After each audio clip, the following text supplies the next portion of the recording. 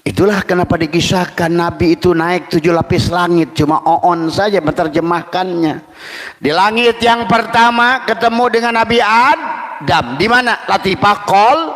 Di badanmu semuanya itu. 7 langit itu ada di badan manusia. Coba maneh kaluhur atuh. Di mana sih langit? Inilah akibat tesakarola kiaina. Tengerti fisika, tengerti antariksa, tidak mengerti hukum alam, sehingga menganggap Nabi Muhammad ke langit saja sudah berseberangan dengan dalil. Padahal kata Allah dalam ayat, begitu kalian mengimani Nabi Muhammad keluar dari tubuh, berarti Allah itu punya jihad. Tapi mengatakan Allah pada tubuh juga disinilah perlu kesempurnaan tauhid. Dina awak selain, di luhur lain. Tuh, dekat tak bersentuh, jauh tak berjarak. Nah ini harus dipahami, maka tauhidnya harus matengkan.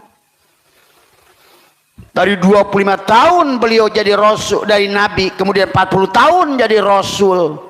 23 tahun jadi rasul pun Nabi tidak sholat, karena selalu ditegur oleh Allah, la sholata illa bihuduril qalbi. Sampailah pada titik tertentu, pada kesadaran Adam. Apa kesadaran Adam itu? Nabi melatih dirinya tidak mengeluh, tidak banyak protes, banyak menerima pada qada dan qadar, sabar, ikhlas, juhud, berlatih sifat tadi. Karena kesadaran Adam itu kesadaran nafsul amaroh yang sifat api tuh. Harus bergerak. Itulah kaitannya antara sholat dan zakat, antara hablum minallah, hablum minan nas. Maka di yang kedua harus dibangun kesadaran Yahya dan Isa, memberi, melepaskan rasa memiliki, melepaskan memiliki hidup, memiliki jasad, memiliki penglihatan, memiliki pendengaran, memiliki.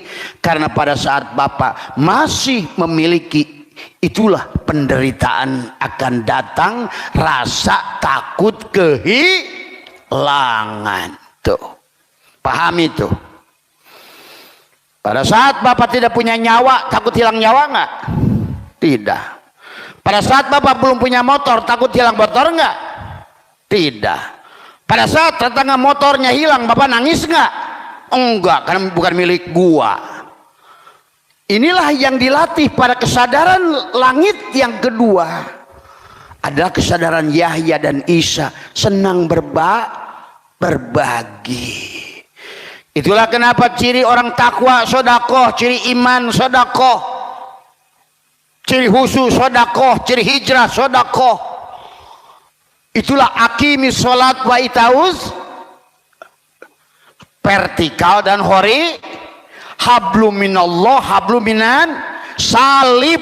Tuh kalau ngerti mah. Makanya orang Kristen 10% dari hasil income-nya adalah untuk mencintai sesama manusia. Benar tuh pendeta yang kemarin yang ngomong. Ya pantas Islam memakai gerakan capek-capek, wong 2,5%. 2,5% aja ogah. Udah 2,5% ogah, tetap saja mesti ditawarin bidadari, tawarin sorga. Belum lagi kata wallahu yudhaifu liman yasha, 1 biji bertabang 7, setiap cabang berbuah 100. Tetap aja waduk pasaniun, pelit sejuta setan. Bagaimana mau sampai pada kesadaran Sidroh al-Muntaha tadi?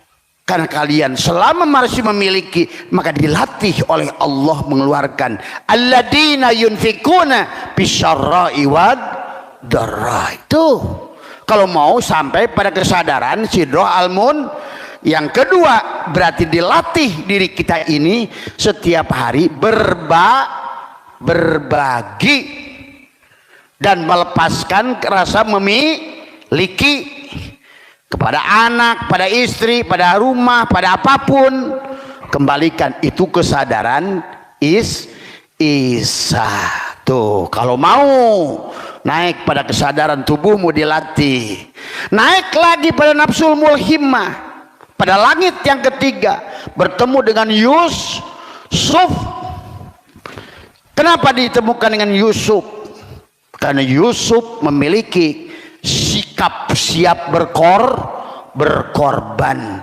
Dia tahu yang salah Julaiho. Buktinya yang kain sobeknya di belakang kok. Tapi demi membela Julaiho dari suaminya yang ngamuk, dia bilang aku yang salah. Akhirnya Yusuf itulah jiwa yang kita siap berkorban. Di dalam Al-Quran dikisahkan tentang Nabi Sis alaihissalam. Suatu saat datanglah seekor burung pipit. Burung pipit itu berkata, ya Nabi Sis alaihissalam, saya lagi dikejar-kejar burung elang ya Nabi Sis. Saya tahu engkau adalah orang amanah. Tolong sembunyikan saya ya Nabi Allah Sis. Kata Nabi Allah Sis, aku masuklah ke dalam jaketku. Masuklah. Nah, berapa lama datang Garuda datang. Assalamualaikum ya Nabi Allah Sis. Engkau melihat burung pipit ke sini? Ya, saya melihatnya. Nah gitu. Itu adalah rizkiku hari ini ya Nabi Allah Sis. Dan engkau tidak boleh berlaku begitu. Itu rizkiku. Kata Nabi Allah Sis, bagaimana kalau aku ganti burung pipit dengan dagingku? Akhirnya dia kerat pahanya, diberikan sebesar burung pipit. Itulah kisah manusia siap berkorban. Makanya hari ini saudara kita yang sedang musibah, kita harusnya mau berkorban. Inilah pada saat bencana semacam itu, bukan mereka yang diuji, tapi kalian semua diuji. Rasa memiliki pada harta, pada jiwa, pada apapun. Itulah kesadaran Yusuf. Tuh, naiklah pada kesadaran nafsul mutmainnah, kesadaran Idris. Tuh, dari kesadaran Adam naik kepada Yahya, Isa naik kepada Yusuf. Sekarang jiwamu berarti sudah sampai pada kesadaran yang tenang. Rasa memilikimu sudah lepas. Tuh, maka disitulah seumpama benda. Kalau seandainya dalam hukum fisika benda itu belum sampai atmosfer bumi, ditarik oleh gravitasi bumi, maka seolah-olah kesadaran nafsul amarah, lawamah, mulhimah, mutmainah itu, ionosfer, mesosfer, stratosfer. Itulah kenapa roket untuk tembus ke langit harus membutuhkan 3 roket: nafsul amarah, lawamah, perjuangan, pengorbanan. Tadi apa lu kira dengan ungkad-ungkad mau sorga lu? Enak aja gua kemplang jadi lutung. Inilah ketololan orang Islam hari ini. Tadi semua ya nggak mau berkorban, pelit, bahil, sejuta setan. Mau sih mengharapin sorga. Tadi semua ya. Benda sampai pada batas atmosfer nafsul mutmainnah akan ditarik gaya gravitasi, maksudnya akan ditarik gerak tubuh atau perjalanan Isra-nya akan selalu gagal. Isra gagal, sampai di situ jatuh lagi, sampai situ jatuh lagi, karena ditarik rasa memiliki tadi. Tapi dari langit atmosfer mutmainnah, benda itu ditarik ke atas. Maka kalau ngerti ilmu fisika itu genah, memahami tauhid. Sekolah fisika ngerti, astronomi ngerti, geologi ngerti. Tadi semua. Mau 1 miliar kitab sekalipun, makin jauh yang kalian aji itu, karena tidak mengerti hakikat hukum alam. Tadi sementara Allah telah mentajalikan 15 hukum alam di alam ini. hukum tarik menarik, hukum tolak menolak, hukum tabur tuai, hukum sebab akibat, semua berlaku. Hukum polaritas berlaku. 15 hukum Allah yang Allah katakan tilka sunnatullah, inilah sunnatullah, walan tajida li sunnatillahi tabdila, dan kalian tidak bisa merubah sunnatullahku. Setelah sampai di mutmainnah, sampai pada kesadaran Idris, berarti maka disebut Idris, berarti orang yang sudah darosa, sudah melewati madrasah, sudah belajar bagaimana menundukkan dari nafsul amarah sebagai Adam, naik sebagai Yahya, naik sebagai Yusuf. Sekarang Idris sudah di sorga tadi, karena tidak lagi digonjang-ganjing rasa memiliki. Dia sudah latih dari bawah. Benar mereka berkata, wah bahasa ini orang miskin, latih dari sedih. Itulah kata Allah, alladzina yunfikuna fis sarra'i wad darai. Tadi semua ya. Itu juga bagian daripada wudu, ya. Maka dikatakan adalah wa huwa ayyakuna dzakiru ala wudu'i tamin. Wudu yang sempurna. Wudu itu bukan ngumbah tangan, kumur-kumur, bukan hanya muncak mata, telinga, kaki. Bukan. Itu wudu syariat, isyarah. Tetapi hakikatnya, apa lu kalian pikir dengan kumur-kumur langsung bisa ngobrol sama Allah? Apa kalian pikir dengan cuci tangan ini langsung bisa bersambungan dengan Allah? Apa lu kalian pikir dengan adanya nyuci mata dan wajah ini berhubungan dengan Allah? Dan Allah meminta mengembalikan semuanya dulu kepadanya. Telanjangi dirimu itu, panakkan dirimu itu, bangun dulu dari tidur. Maka Nabi bersabda, an-nasu niyamun, manusia itu tidur, wa idza matu intabahu, ketika dia mati baru dia sadar. Tuh, itulah kenapa Nabi Muhammad tidak sholat selama masih mabuk. Nah, itulah Nabi Muhammad kenapa tidak dzikir, la yadkurullah illallah. Ya Muhammad, kamu tidak bisa ingat aku, yang bisa ingat aku hanya aku. Itulah yang harus dipahami. Ya, kalau tidak begitu kalian tonton kehancurannya, ya. Makanya itulah baginda Nabi bersabda, dikatakan al mu'minuna la yamutuna bal yankiluna min dzaril fana ila dzaril baqa. Tadi orang mukmin itu tidak akan mati. Yang sudah mengerti adalah al mu'min mir'atul mu'min, as-salat mi'rajul mu'minin. Tuh, berarti setelah mi'rajnya tadi dari nafsul mutmainnah ke radiyah, ke mardiyah, kesadaran Harun, naik kesadaran Musa, sampailah pada sidroh al-muntaha, pada kesadaran Ibrahim. Apa itu disebut kesadaran Ibrahim? Kamu kembali kepada titik ba. Kamu itu berasal dari zat, yang tajalli jadi sifat, sifat jadi asma, asma jadi af'al, af'al jadi jasad, Muhammad jadi Rasul, jadi Allah, Muhammad, la ilaha illallah, Muhammad Rasul.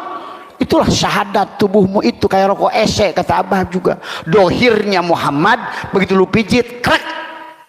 Dohirnya Muhammadur Rasulullah, batinnya la ilaha, rokok esek tuh. Maka ke kiri esek, ke kanan esek. Kamu adalah aku adalah kamu. Tuh.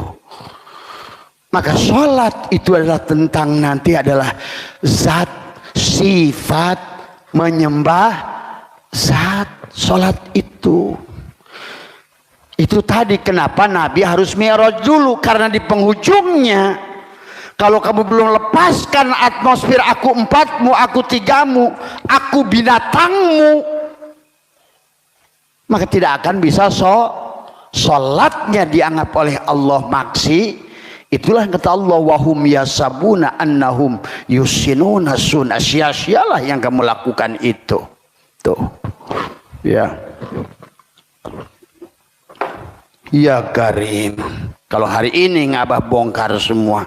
Sebetulnya mereka ngerti dalilnya, tapi dibuka hatinya oleh Allah. Allah lah yang harus membahas firman Allah. Itulah yang katakan tadi. Man arafullah fahuwal, yang tahu Allah itu Allah. Catat tuh. Hanya Allah yang tahu. Tuh. Itulah Sidrah al-Muntaha. Kesadaran penghujungmu adalah wa ana ila rabbikal muntaha. Akulah Muhammad penghujung perjalananmu. Maka di kisah Isra Mi'raj Nabi Muhammad celengak celinguk di Sidrah al-Muntaha itu juga kisah palsu, tapi minimal yang ternyata yang dia cari Allah itu. Ini ada orang Nabi Muhammad audien bersama Allah, itu udah murtad. Nabi Muhammad liko bertemu dengan Allah, murtad. Karena liko itu apa? Karena manusia nggak ditawil dekat dengan Allah, bukan berarti dekatnya si Udin dengan si Somad. Panaknya dirinya, panaknya Muhammad, yang ada hanya Allah. Maka dikisahkan, kata Nabi Muhammad, mana? Dan wallah, Abah pun pernah ngalaminya, melewati 7 lapis langit itu. Tapi kan ngapain kalau Abah ceritakan, dia nggak palsu juga. Sampailah di langit ke-7, saya nengok ke kanan ke kiri hanya sendiri. Ada orang yang membimbing saya dari bawah. Dalam mimpi yang sama kayak Nabi Muhammad juga begitu kok. Saya tahu. Pada saat saya berjalan, ada sebuah tempat ruangan yang luar biasa besar. Kemudian tiba-tiba manusia jutaan bergulung di situ. Tiba-tiba ada yang manggil saya. Nama saya dipanggil. Ada yang kenal dengan saya. Sep, sini, sini. Kata yang bimbing. Enggak, naik lagi ke lantai 2 saya. Pada saat lantai 2 saya ada lagi yang kenal. Lo, sini jeng Amang. Sini sama pamanmu.